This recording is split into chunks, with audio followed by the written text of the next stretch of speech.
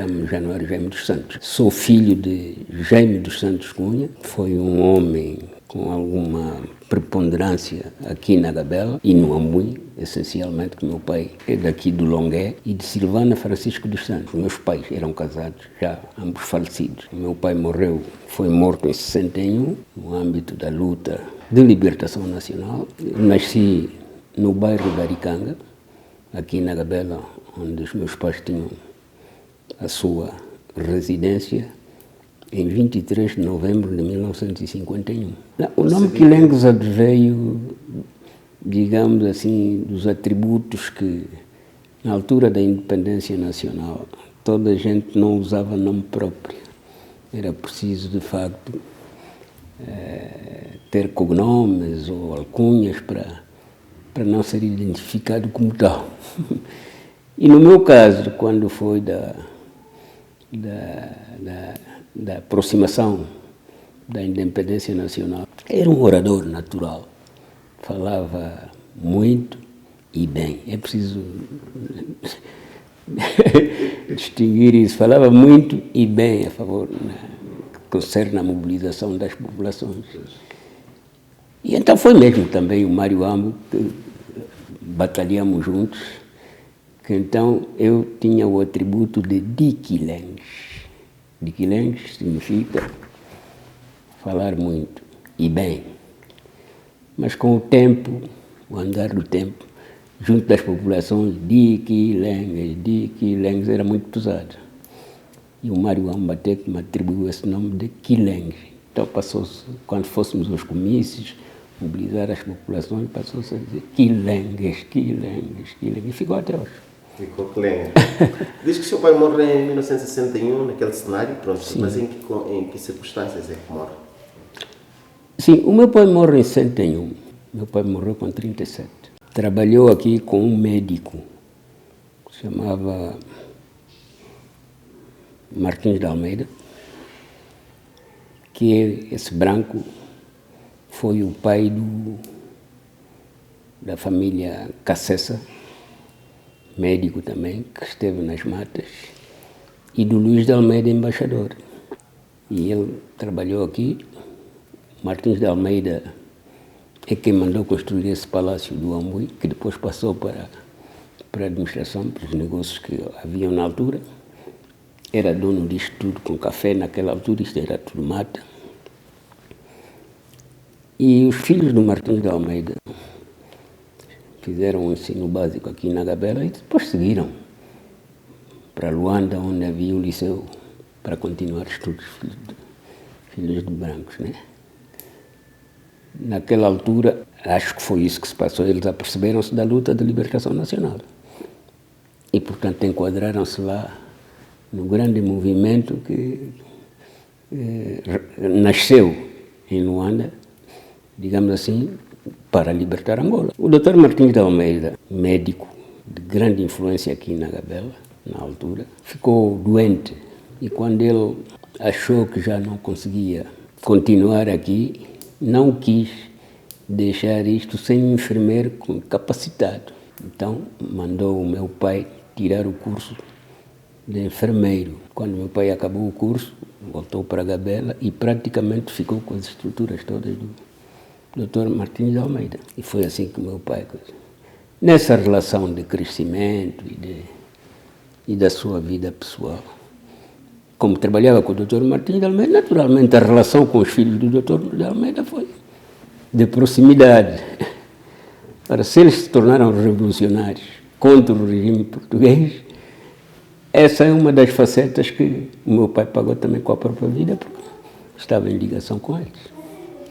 Mais ou menos isso. E pela informação que tem, muita gente, outras pessoas foram mortas também aqui na Gabela? Sim, aqui na Gabela já havia um certo sentimento patriótico, por causa mesmo desta ligação com os patriotas que se debelaram e foram lutar contra o regime português, não é?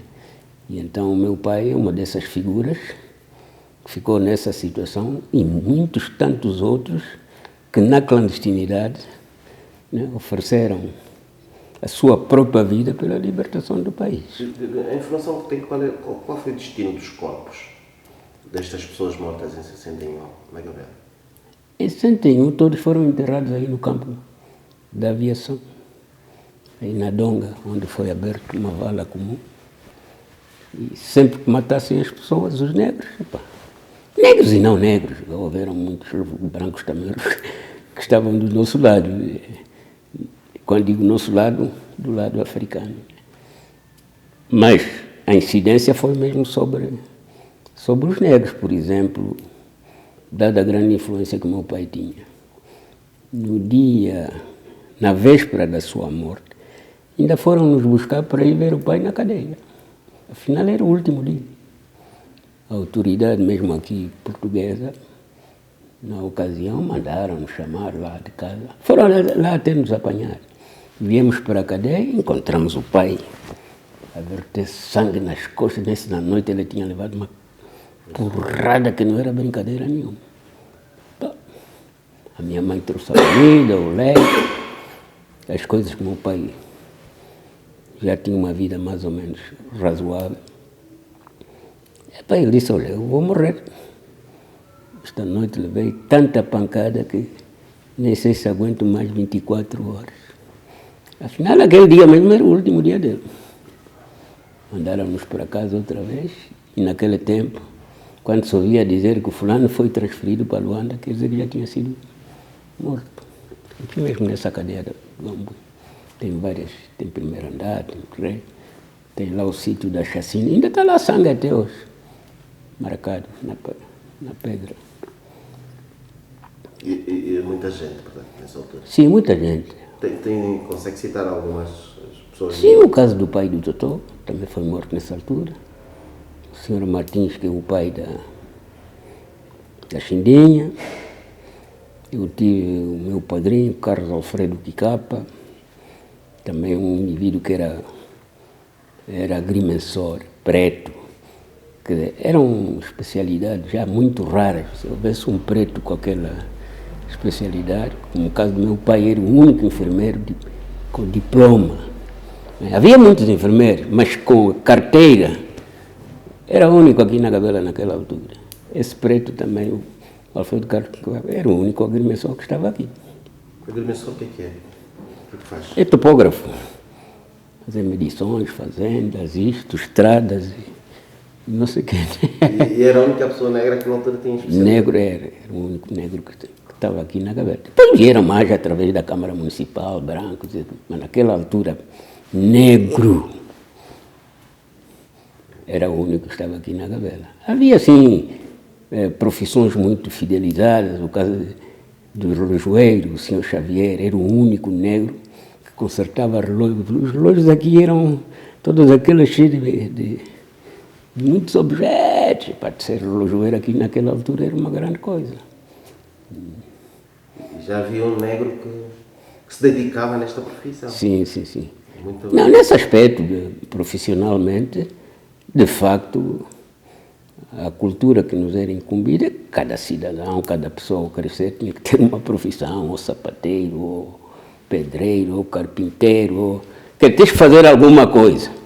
Mas havia áreas de referência, que não era para todos, não. Isto ser pedreiro, ser carpinteiro, ser não sei o quê, estava generalizado. Mas agora ser enfermeiro, que é da classe dos médicos, ser relojoeiro, ser agrimensor, eram especialidades muito raras que para chegares lá tornava-se o único na região. Ok. E que Gabela, portanto, encontrou e em que meios cresceu nesta fase colonial? Já habitou aqui no centro urbano? Diga? Já vivia aqui no centro urbano ou na periferia? Não, eu nasci no bairro da Aricanga. E foi lá onde cresci a maior parte do tempo da minha infância, de crescimento. Na verdade, meu pai, como ficou com as coisas aqui do Dr. Martins de Almeida, tinha uma enfermaria aqui na cidade. E nós também íamos para a escola. A primeira escola primária é aqui no centro, onde está o jardim. Foi aí onde eu comecei a estudar, depois tinha a administração ao lado, ali mesmo, no Jardim Central, ali na Gabela. Acho que fiz a primeira classe ali naquela altura. E depois é quando se construiu a escola primária número 66, de Augusto Gil, aquele que vai para o Cateco, fomos transferidos daqui para aquela escola, onde culminei a 4ª classe naquela altura. Em que ano? 64, 63, por aí mais ou menos. E, portanto, a minha relação com o bairro e cidade era permanente, porque o pai estava na cidade, nós saíamos da escola, íamos almoçar, almoçávamos aqui na cidade, onde o pai tinha a enfermaria. Meu pai também foi dos pretos, digamos assim, que naquela altura ter já uma motorizada era uma coisa rara, e tinha a motorizada dele, né? Vivia conosco, à noite aparecia lá, ia para casa, na Aricanga, mas de dia era um cidadino absoluto. A cidade era construída em função da população branca, né? O asfalto, tudo que era bonito, asseado, jardim, água. Os bairros não tinham essas condições todas. Os bairros o que tinham? Quando muito punham lá um chafariz público, né? Para tirar água do chafariz para a casa de cada negro. Isso já era um certo desenvolvimento, quando você já tinha água de chafariz, né? Agora, água na torneira de manhã à noite, isso nem pensar. Era só para a cidade? Era só para a cidade, né? Isso ali, e na cidade são tudo asfaltadinho, tudo organizado, tudo bonito. Um indivíduo tinha que sair mesmo do bairro para vir passar o dia na cidade. Depois voltar para o seu quimbo. Diz aqui que em 63, mais ou menos, já tinha completado a 4ª classe. Sim. Era comum nas pessoas negras? Não era, porque para entrar para a escola era preciso seleção. Havia já muitos negros a estudar, mas mesmo assim não era assim tão fácil. As pessoas negras não tinham acesso à escola, né?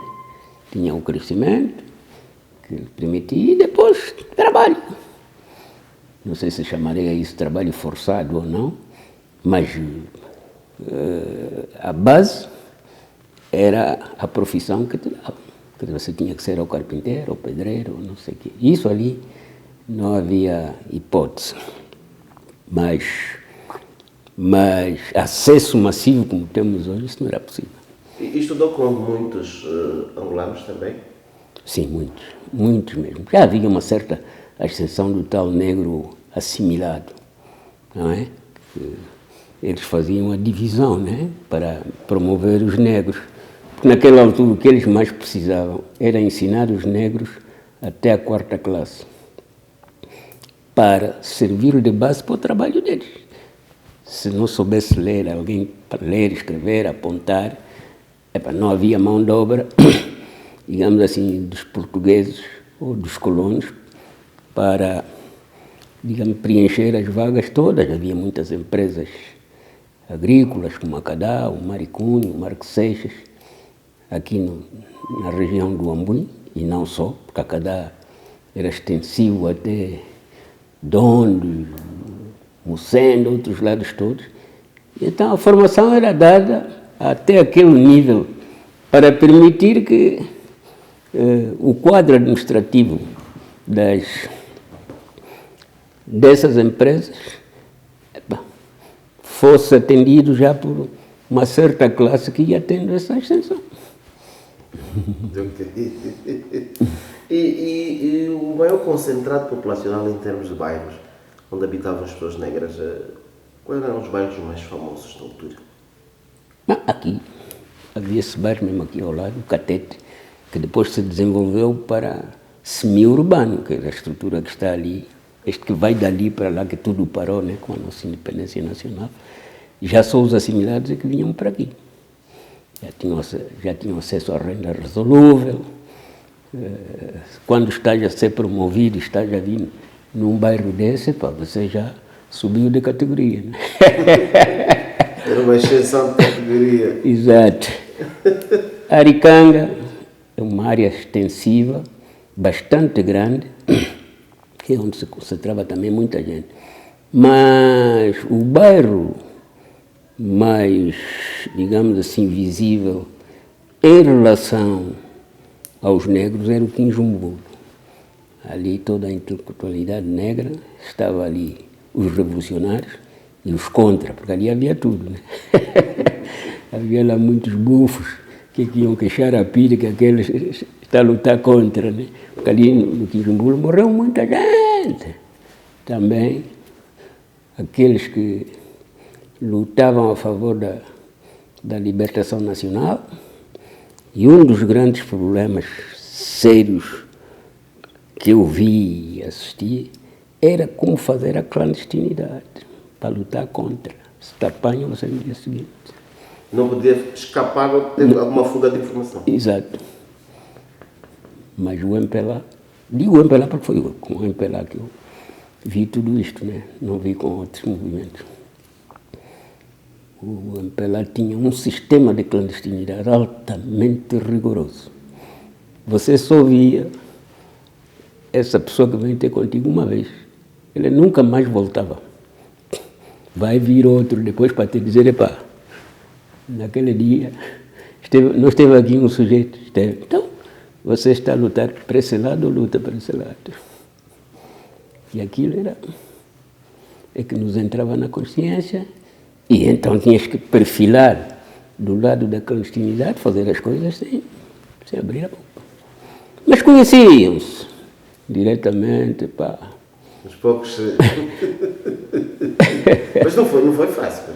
Olha, nem queiras saber. Por exemplo, aqui a zona do Kwanza Sul, no regime colonial, era uma zona de paz. Todo o Kwanza Sul. Tu aqui não sentias a presença da luta de libertação nacional. Porque havia calmia, havia tudo. Para te perceberes que os negros estavam a lutar contra o branco, tinhas que ir para as fronteiras. Ali onde havia mesmo porrada dos negros contra os brancos. E depois, por exemplo, eu quando fui parar no leste de Angola, no Mochico, em 72, você chegou ali, aquilo era tudo militarizado. Ali não havia quem andasse assim, a civil, só mesmo o nativo de lá. O resto é tudo farrado, que não era brincadeira nenhuma. Isso que eu acabei de contar aqui da tal clandestinidade, não é? Já havia alguns pretos com alguma formação. Nesse tempo já o preto podia ser furriel, sargento, miliciano. Ser oficial era difícil, do exército, mas até sargento. A tal evolução que eu estava a dizer, né? Que a ascensão, havia níveis que eles determinavam para atingir determinadas posições, onde a mão de obra tinha que ser africana ou angolana. E então, posto lá, apareceu um gajo, 20 horas. Eu, depois de chegar ao leste de Angola, pedi desarranchamento, quer dizer, comer fora do quartel. Às 20 horas, o gajo já bateu na minha porta. Pá, pá, pá. Boa noite. Abre a porta. Não conhecia a pessoa. Vim cá falar com o senhor. Lá na tropa, no tempo colonial, ninguém usava nome próprio também. Isso que eu disse aqui, de Quilengues e outras coisas. Eles chamavam sempre pelo último nome, né? Eu era Santos, ou sou Santos, perdão, chamo-me Santos, Januário Jaime dos Santos. Então vieram até comigo, olha, eu vim ter com o senhor Santos, preciso falar consigo. Mas quem é você? Sabia quem era. Se insistes que queres falar comigo, entra. Ela entra, fecha a porta. Qual é o problema? O senhor anda aqui tão bem ataviado, militarmente, tem uma compostura exemplar. A gente vê na rua, quando você passa. Mas o seu lugar de lutar não é desse lado. é do outro lado onde nós estamos. Você fica assustado. Quer dizer que eles acompanharam. A organização palestina não é pela que não é brincadeira. Ouvi aquilo. Agora que eu estou bem tramado, ele me calma, não. Até nós, por norma, se for preciso tirar daqui, a gente tira já. Mas o senhor vai ficar mesmo deste lado. Só que estamos a alertar que você, não é? A tua luta não pode ser do lado do branco. Tem que ser deste lado. Começa-se a preparar para isso. Essa noite nem dormi, pá. Era impensável dormir, pá. Lá foi. Esse gajo nunca mais apareceu. A minha sorte também que eu tive é que posto lá fui com um grupo de gente de catete. Porque os catetes eram mais revolucionários do que todos nós. Eles já sabiam da questão da luta de libertação nacional por causa do Agostinho Neto e outros, que lá em Catete aquilo não era brincadeira. Então, eu fui com 3 ou 4 indivíduos da zona de Catete. Não podes abrir a boca. Afinal, eu já estava envolvido com esse tipo de gente, né? Pois. É verdade. E depois retorna a Gabela. Sim, depois do regime colonial, praticamente, o exército colonial já tinha muitos negros na altura, em 70 e tal, porque os brancos sozinhos que vinham para lutar aqui, só com as companhias dele, morria muito branco. Então o governo português depois começou a misturar brancos e angolanos nas mesmas companhias para ir aos combates, ir aqui e ali, e atenuar as mortes que só havia contra os brancos diretamente que defendiam isso. Pronto. Em 74, quando foi do 25 de abril, o próprio exército português acabou por rebelar-se de tal modo que dispensou a parte dos negros, tanto mais que houve aquela reclamação dos negros, isto, aquilo. E pronto, eu voltei para a terra, que era o meu lugar, e fiquei aqui, mas eu já trazia as ideias do leste, que é lá onde um gajo ouvia de facto, além do que tinha ouvido aqui, a verdadeira revolução dos negros. Era nas fronteiras. Aqui não tinhas nada. Não tinha muita coisa aqui. Não. E depois que retorna para Gabela, como é que assistiu o cenário de 75? Sim, eu venho para Gabela. A minha vida foi toda baseada no aprendizado na gráfica do Ambuim aqui. Conheço muita coisa disto. Hoje até algumas coisas já me esqueço do desenvolvimento da própria cidade, tudo que se ia fazer aqui era feito aqui na gráfica. Não havia computadores, como hoje todo mundo faz o que quer em sua casa, né? A gráfica era enorme? Tinha muita capacidade? Tinha alguma. Não tinha tanto, mas já tinha offset, máquinas offset, tinha as cilíndricas, fazíamos jornais. Então, a parte comercial, blocos, isto para toda a região, até o Célio, a única gráfica que havia aqui próxima era essa do Ambuim. Os outros lados não tinham. Havia muito trabalho, escrevia-se muito. Era preciso estar ali noites e noites a ler. Tinhas que aperfeiçoar a linguagem. Tudo aquilo. Mas que jornal é que a gráfica imprimia? Aqui havia vários. Havia o próprio Ambuim. Jornal Ambuim? Sim, que depois também desapareceu. A Cadá tinha 3 jornais. Tinha um acadêmico. O acadêmico era das escolas africanas. Tinha o Sporting, que também divulgava bastante. Aqui na Gabela tínhamos o Jornal da Escola, ali do Antônio Barroso, que hoje é o Mazunga, por causa desse rio que atravessa aqui, além de vários folhetos que se divulgava aquilo localmente. Isso ao nível de jornais.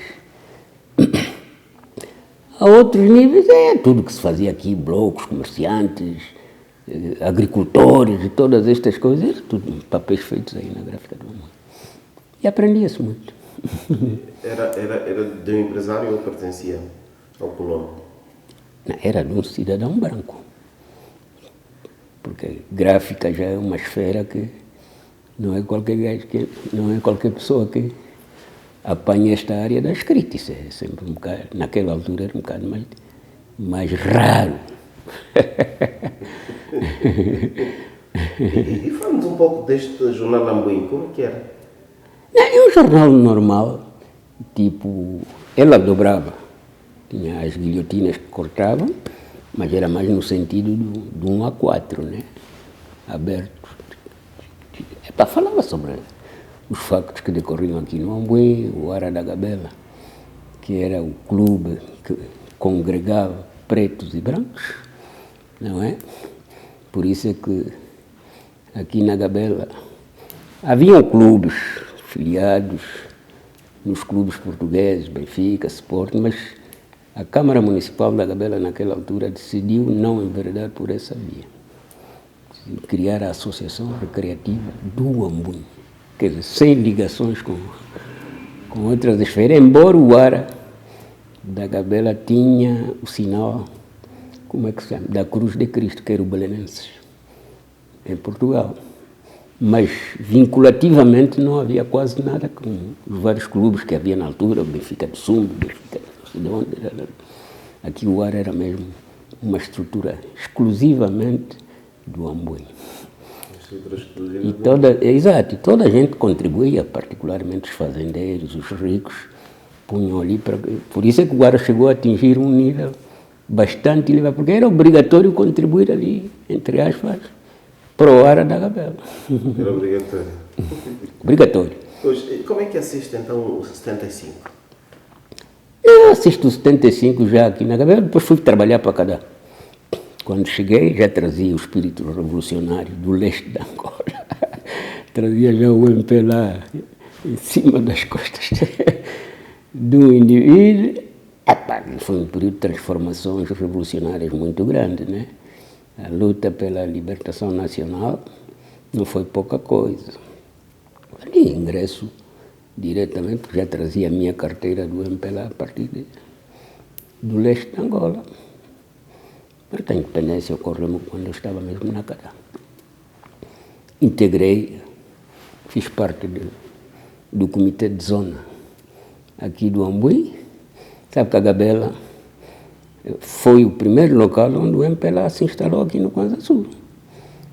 E a comissão diretiva do MPLA no Kwanza Sul estava aqui na Gabela. Portanto, integramos, participamos diretamente de todas as ações pela independência nacional aqui. Qual é a função que ocupava no Comitê de Zona? Não, membro, só membro. Membro do Comitê de Zona, fui membro do Comitê de Ação de Lugar. O Comitê de Ação de Lugar foi muito pouco conhecido, mas na Cadá, dada aquela estrutura que existia ali, foi criado o Comitê de Ação de Lugar, que integrou o Mário Ambo, foi sempre o coordenador do Comitê de Ação de Lugar da Boa Entrada. Vários membros, havia um senhor chamado, foi comissário do Ossango, depois do Libolo, também o Januário Panguito, porque nós os dois, eu também sou Januário, né? Mancávamos sempre. Mas estávamos aí dentro do MPLA, mas havia muito trabalho. Mobilizar a população, lutar para esclarecer aquilo. Muito trabalho. Então, assisti à proclamação da independência, depois saí de lá, vim para aqui, ingressei nas finanças, fui secretário de finanças durante 8 anos. Naquela altura havia poucos quadros. Nós, os quadros que estávamos nas finanças na ocasião, éramos retirados das finanças para ir dirigir a parte política, administração, comissários, isso porque havia muito pouca gente com letrada para poder dirigir essas questões. tiraram-me das finanças. Epá, havia poucos quadros, então nós não podíamos negar, de facto, o nosso envolvimento na luta. Nas finanças saiu o Zé Cassis, não sei se ouvi falar do Zé Cassis, grande quadro. Saí eu, saiu o Cabral de Sousa, nunca ouvi falar do Cabral de Sousa. Exato. Assim, uma série de quadros que estavam nas finanças fomos repescados para a área política. E assim demos a nossa contribuição. Chegou a ser, portanto, comissário?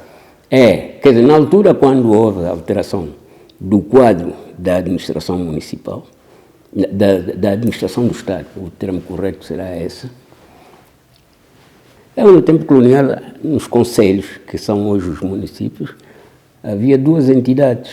Uma, que é o administrador do conselho, que superintendia a vida do Estado, e havia o presidente da Câmara, ali onde o desenvolvimento tivesse já atingido um certo nível e padrão, né? Na Pagabela já havia a Câmara Municipal com o seu respectivo presidente.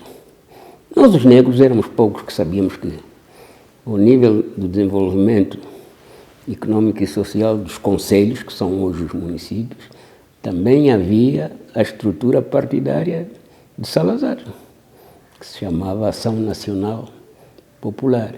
Quer dizer, as pessoas preenchiam os lugares sendo membros daquele partido, que não era visível para nós, os africanos. É por ali que eles entravam para atingir essas coisas. Mas nós acabamos com as câmaras municipais, passa o termo, e passou-se a designar comissário municipal. Também não agarramos o nome de administrador do conselho. Portanto, o comissário municipal é que superintendia tudo, quer a parte do Estado como a parte local. Então foi isso. Aqui na Gabela passaram o primeiro comissário aqui foi o Manuel Cafranco Antônio, que era professor aqui na Escola Industrial e Comercial. Revolucionário, natural de Porto Ambuim, um indivíduo que lutava muito também, entre aspas. Depois tiraram o Assis das Finanças, foi o segundo comissário, José Cis Gonçalves. Ele é o pai da Dudu, que faleceu outro dia, que trabalhava no INSS, marido da Ana Cabral de Sousa. A da Dudu não, quem morreu outro dia. É a Luísa. Mas também o pai da Dudu ainda está lá nas finanças até hoje. Depois, quando o Assis saiu daqui, veio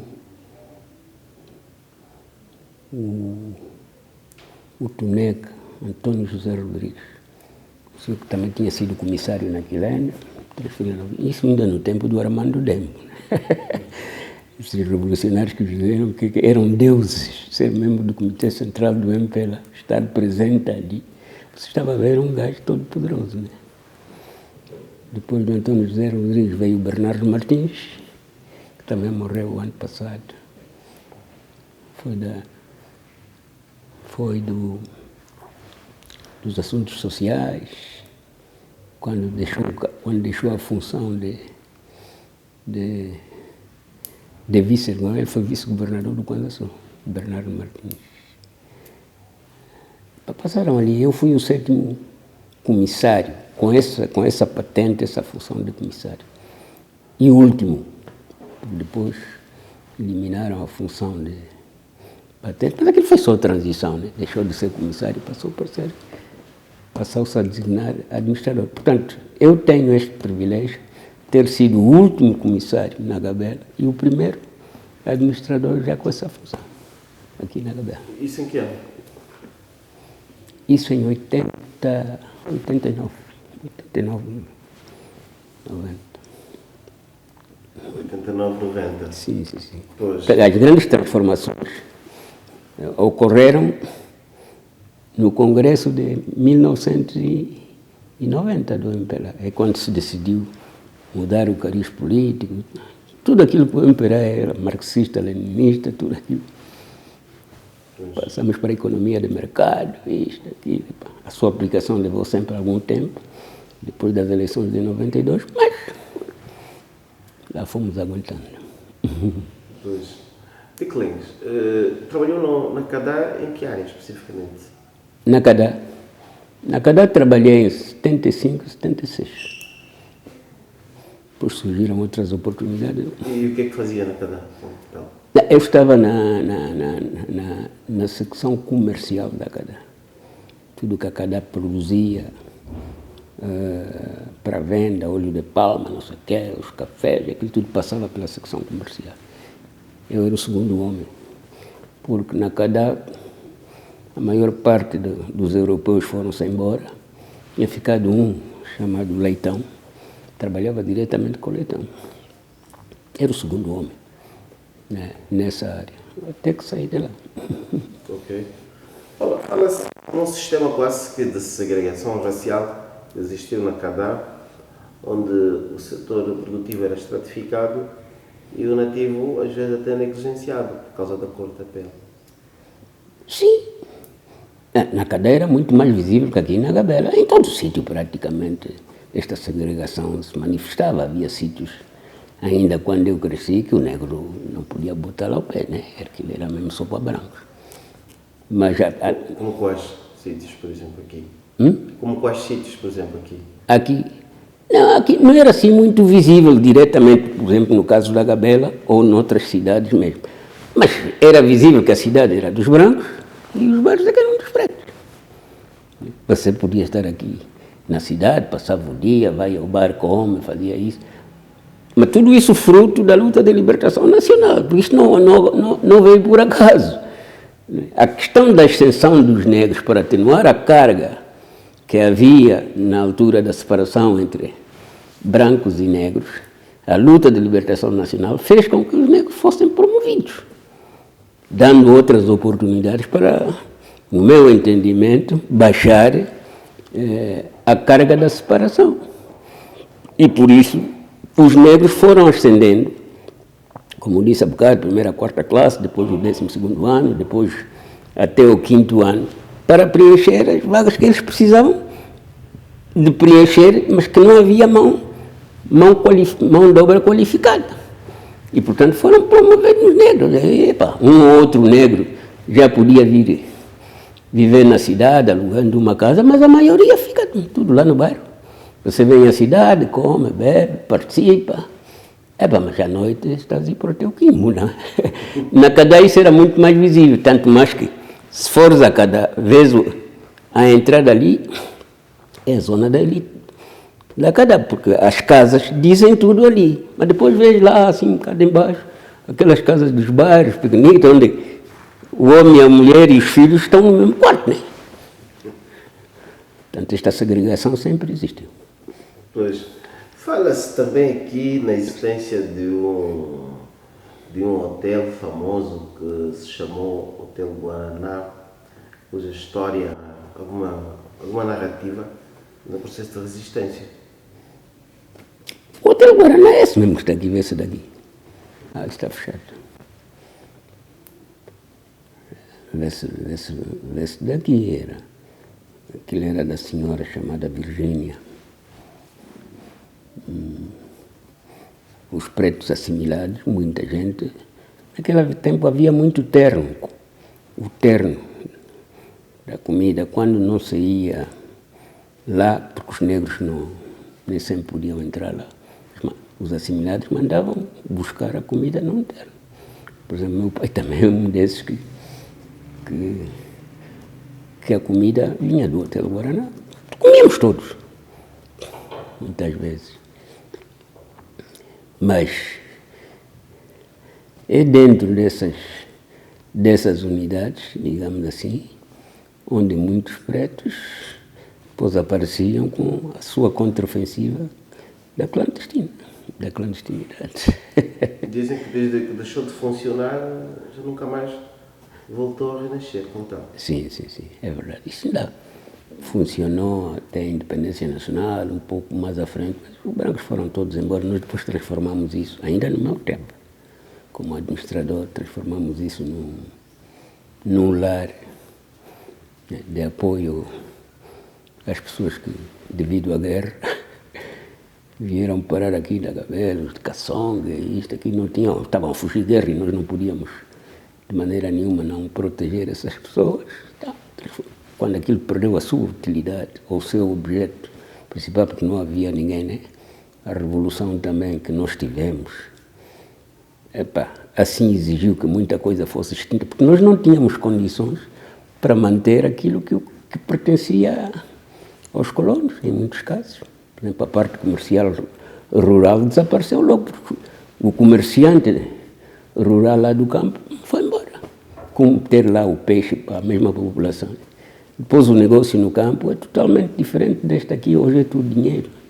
No campo não era assim. No campo você produziu o seu quilo de feijão, precisa de comprar sabão, que lá não produz, pega no quilo de feijão e vai entregar no comerciante. O comerciante estava lá.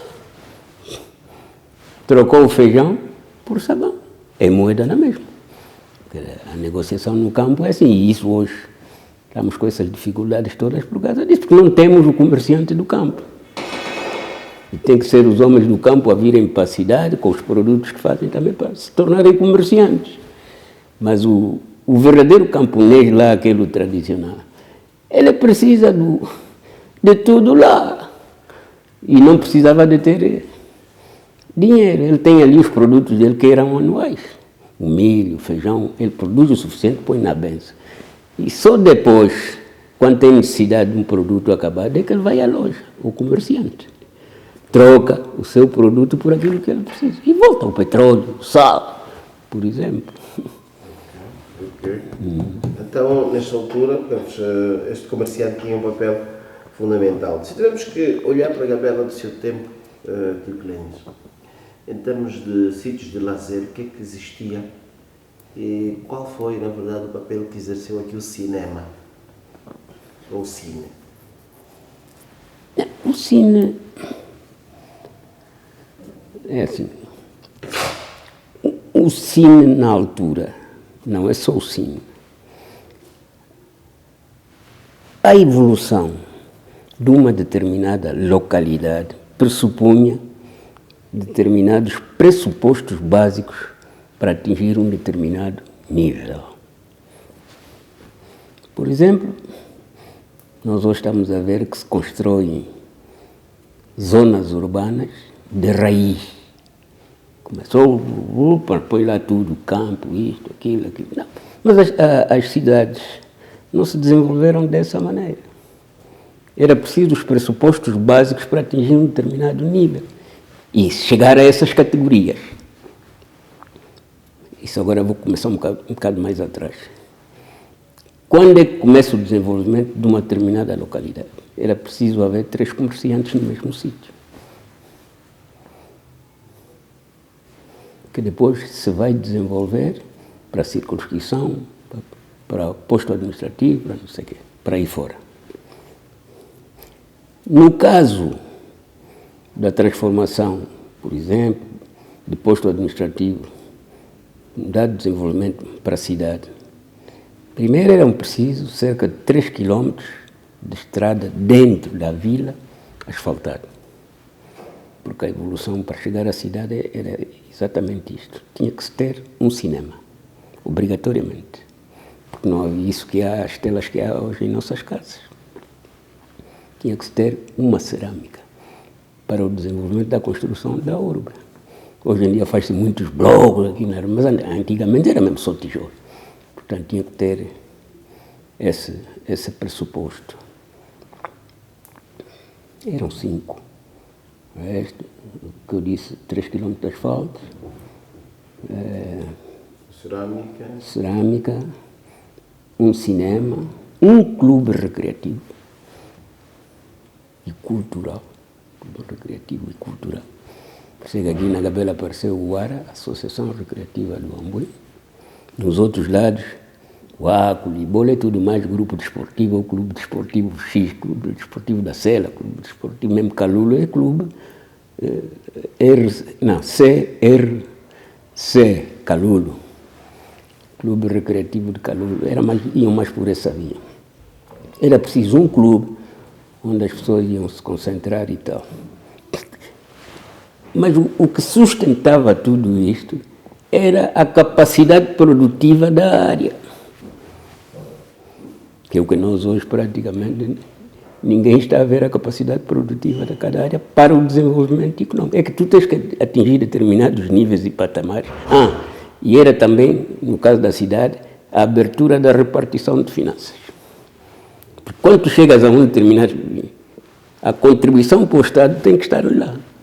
E quando viessem abrir uma repartição de finanças, é porque tu já atingiste um nível de desenvolvimento aceitável.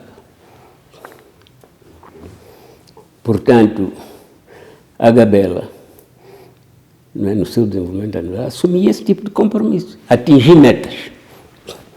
Vamos produzir 12 mil toneladas de café. O dinheiro fica aqui. Porque as pessoas são locais. Vendem um café para fora, mas o dinheiro incrementa-se mais a produção, a contribuição para o Estado. E também havia níveis, né? Havia concelhos ou municípios de terceira classe em função do seu nível produtivo, havia de segunda classe e havia de primeira. A Gabela já tinha atingido o nível de primeira classe. Logo, na hierarquia do Estado, quem vem governar a classe tinha que ser um administrador de primeira classe. Carreira. Agora, para você chegar a administrador de primeira classe, estás lá 20 anos. Porque começas lá no posto administrativo. Oficial de terceira, 4 anos. Oficial de segunda, mais 4. Oficial de primeira, e com a rotação em função dos níveis da categoria do território. Depois chegas a administrador de terceira classe. O conselho é de terceira. Depois chegas por causa do nível de produção. Depois chegas a administrador de segunda e nenhum administrador e depois pode voltar para um território de segunda classe. Está promovido até ali. Só pode dirigir as áreas de primeira classe. Os que podem substituir são aqueles que estão atrás. O administrador de segunda classe pode vir administrar o território de primeira por substituição, porque ainda não tem a patente. Não tem patente. Na altura existiam muitos chefes de posto? É em função do coisa, da divisão administrativa que existia. Por exemplo, a Gabela tinha um posto administrativo. O Conselho, que era o Assango, que hoje é comum, só havia um chefe de posto, naturalmente. Não havia 10, como há na Kibali e outras, havia os chefes de posto correspondentes ao território. Porque para chegar àquele nível, tens que começar lá atrás. E esse também daqui dava palmatórias também? Também dava palmatórias esse daqui? Não, o negro é que apanhava mais, né? Você desrespeitou a orientação do administrador, que é branco, tá? Dava-te umas palmadas ali para você não tornar a fazer aquilo.